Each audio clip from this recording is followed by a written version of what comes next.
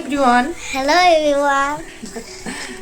তো আজকে সকাল সকাল একদম ঠাকুরের আসন থেকে ব্লগটা শুরু করছি। একদম স্নান টান করে আমি পুজো দিয়ে মাত্র উঠলাম। তো ভাবলাম যে এখন থেকে আর কি শুরু করি ব্লগটা। এই যে ছানাপোনারাও সব উঠে গিয়েছে। হাই, আজকে আমি একা একা ব্রাশ করে দেবো। তা চলেন চলেন আমার সাথে। তো সারাদিন চলেন, দেখা হচ্ছে আপনাদের সাথে কি কি করি, কোথায় যাই। আজকে একটু প্ল্যান আছে, বাচ্চাদেরকে নিয়ে পার্কে যাব। আজকে যেহেতু ছুটির দিন, ফ্রাইডে, তো আসলে সারা সপ্তাহ তো বেরোনোর সময় পায় না, ওর বাবার অফিস থাকে। তো ভাবলাম যে আজকে যেহেতু ছুটি আছে, বাচ্চাদেরকে নিয়ে একটু পার্কে যাব। চলুন সারাদিন আপনাদেরকে নিয়েই কাজ করি, রান্না বাড়া করি। আজকে ছুটির দিন, রান্না বাড়ারও একটু প্রেশার আছে। দেখা যাক কি কি করি, সব কিছু শেয়ার করছি আপনাদের।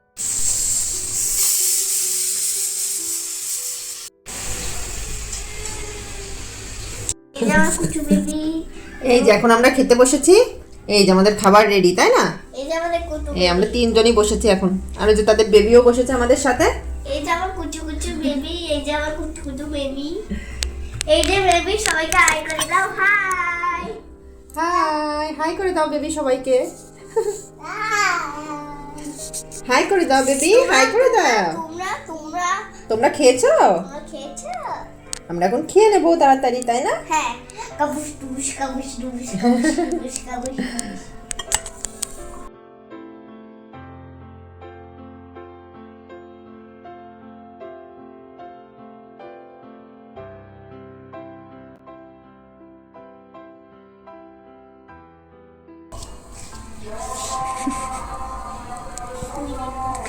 কি করেছো তুমি? মাথায় কি দিয়েছো এটা? মুকুট, নতুন জামা। মাথায় মুকুট, নতুন জামা, সব কিছু দিয়ে এখন পড়তে বসেছো। মালা, হ্যাঁ, সুন্দর লাগছে। যাও যাও, এখন পড়তে হবে। মা চলে আসো। হুম,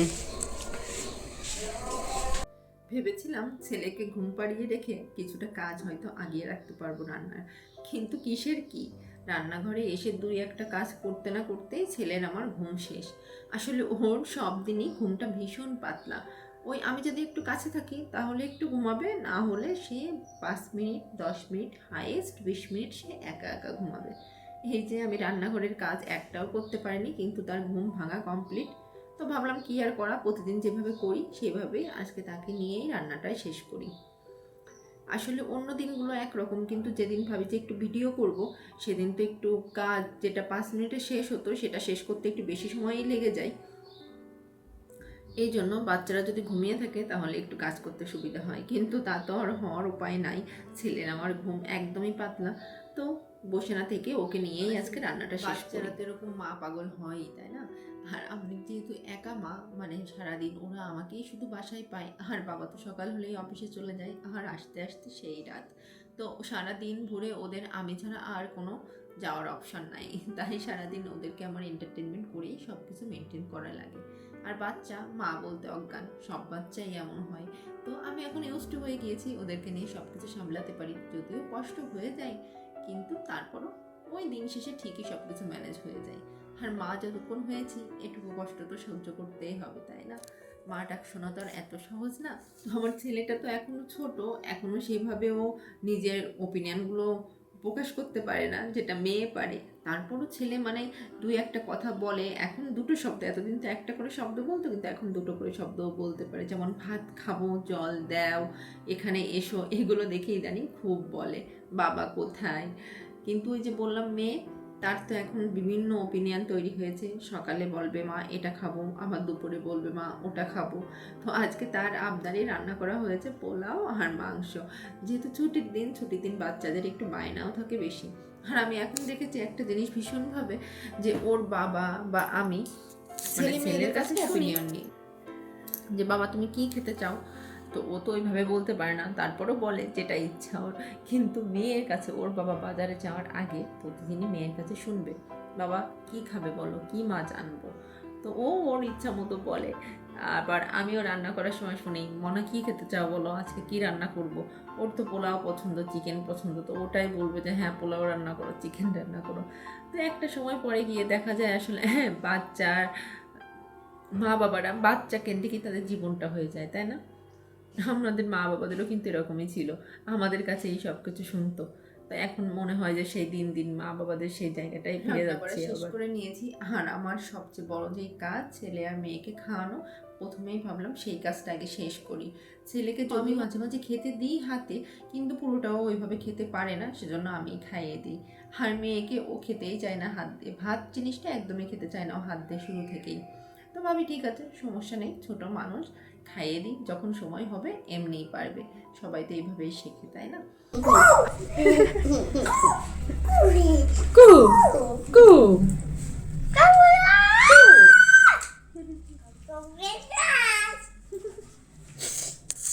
বলো আমাদের খাওয়া শেষ,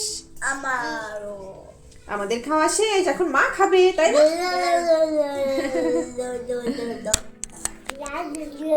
চলো মুখ ধোয়া দিই দুই ভাই বোন। বাচ্চাদের খাওয়ানো দাওয়ানো শেষ, এখন আমি চটপট করে খেয়ে রেডি হয়ে নেব, আর আপনাদের সাথে পার্কে গিয়ে দেখা হচ্ছে।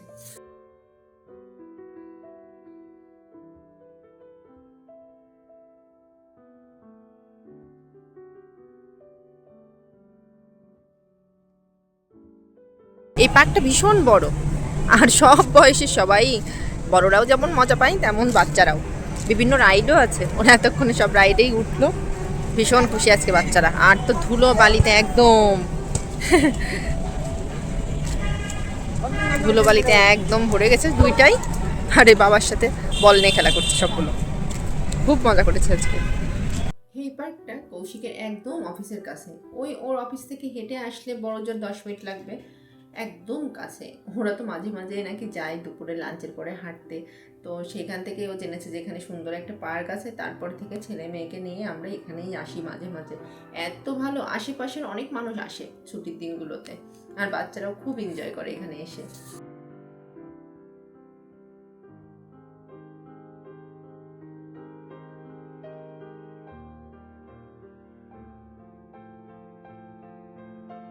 আন্না মাম্পি, চলো বাবা চলো, একদম কথা কানেই তুলে না, উঠো উঠো উঠো, চলো চলো চলো, আরেকদিন।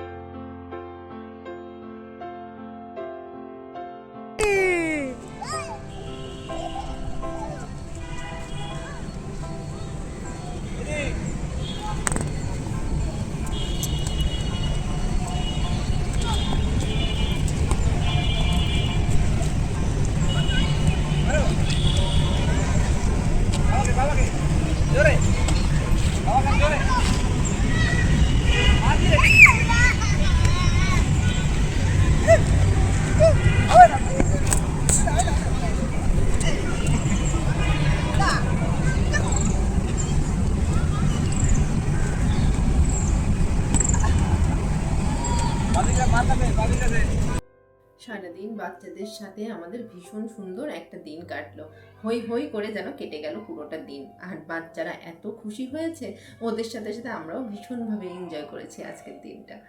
তো এবার আমাদের বাড়ি ফেরার পালা, আর বিদায় নেবো এবার আপনাদের থেকেও। আমার ভিডিওটি কেমন লাগলো আমাকে কিন্তু কমেন্টে অবশ্যই জানাবেন। আর যদি আমার ব্লগগুলো ভালো লেগে থাকে, দয়া করে আমার চ্যানেলটা সাবস্ক্রাইব করতে কিন্তু একদম ভুলবেন না, আর আমার ব্লগগুলোতে লাইক শেয়ার দিয়ে আমার পাশেই থাকবেন। তো দেখা হবে সবার সাথে নতুন কোনো ভিডিওতে, নতুন কোনো গল্পে। ততক্ষণ পর্যন্ত সবাই ভালো থাকবেন, টাটা। সবাই শোনো, আমি হলো মাম্পে বড়ি। আমাদের ভিডিওটা যদি ভালো লেগে থাকে তাহলে কিন্তু লাইক করতে ভুলো না কিন্তু একদম। Tata, bye bye, C.